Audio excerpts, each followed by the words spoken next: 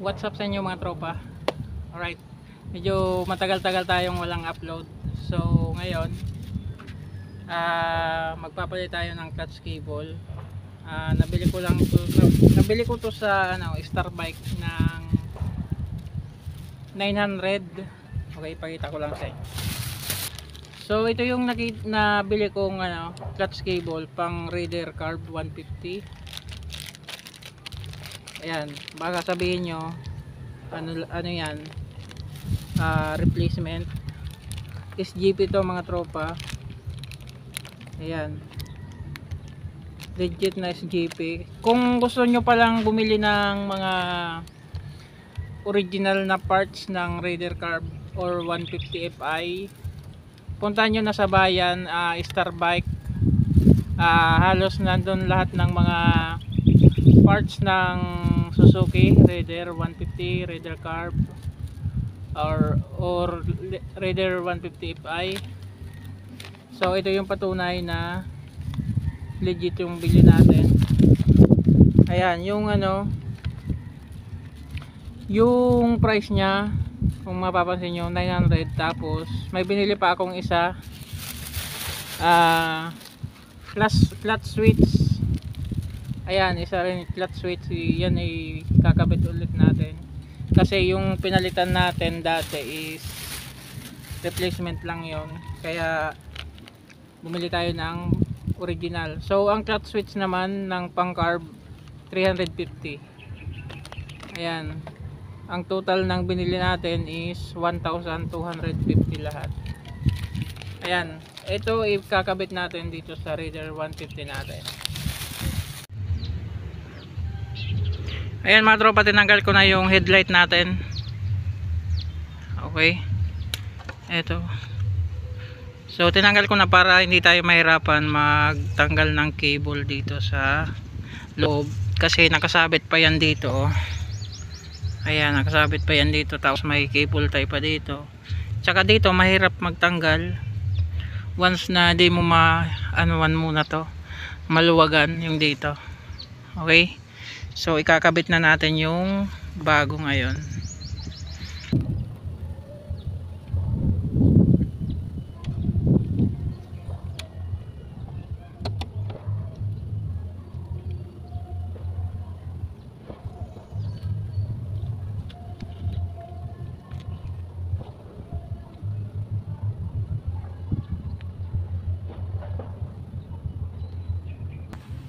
Ayan, naikabit na natin. So yun mga tropa, naikabit ko na dito sa baba. Tapos itatay cable na lang dito. Ayan.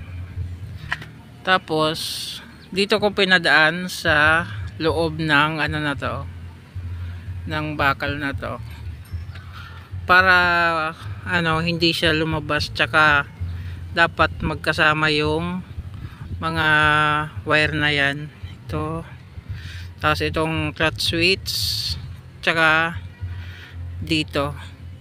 So may ilalagay tayo ditong guma. Ayan, ito yung guma na to, ito yung cover dito para hindi siya makita. Ito yung mga adjuster na to, nakaganyan yan. Ayan, so madali lang naman ikabit yung clutch cable, kasi di ko na pinagawa dun sa mekaniko kasi alam kong kaya ko naman to. Tsaka mga minor lang naman to mga tropa, kayang kaya ko na to. Wag lang sa loob ng makina kasi hindi ko talaga alam yun. So sayang naman yung ibabayad natin sa mekaniko, kailangan naman natin magtipid. Tsaka kayang kaya naman natin, alam ko naman kayang kaya ko to, kaya hindi ko na siya binayad. So proceed na tayo dito mga tropa. So dito na tayo, ikabit na natin yung guma na to. Mali.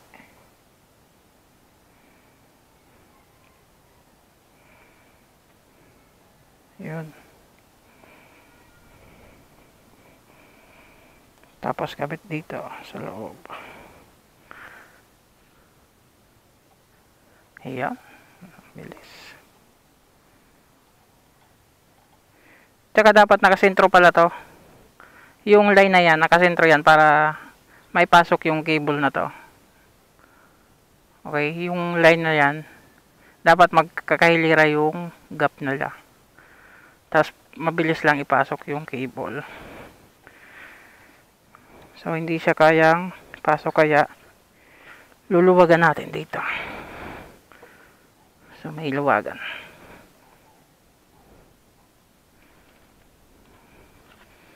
Luwag. Yung isa.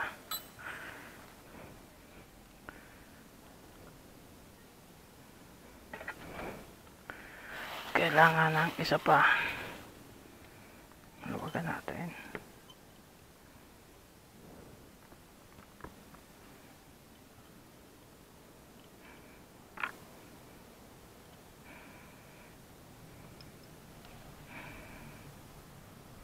Ayun.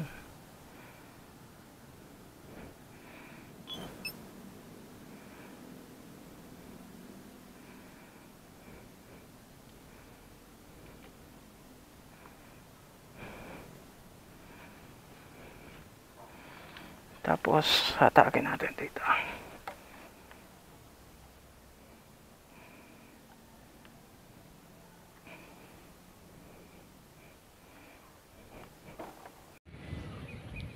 Ayan, naikabit na pala natin mga tropa. So hindi ko na naipakita yung pagkabit ko kasi kailangan ng katulong, tsaka wala akong taga-video.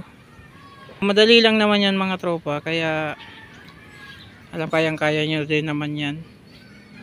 Tapos pwede nyo i-adjust kung sakaling gusto nyo ng malalim or konting piga lang, naka-clutch na tayo. So nasa sa inyo naman yan na kagustuhan kung anong mode ang gusto nyo. Okay? Ayan, so i-adjust lang yan dito.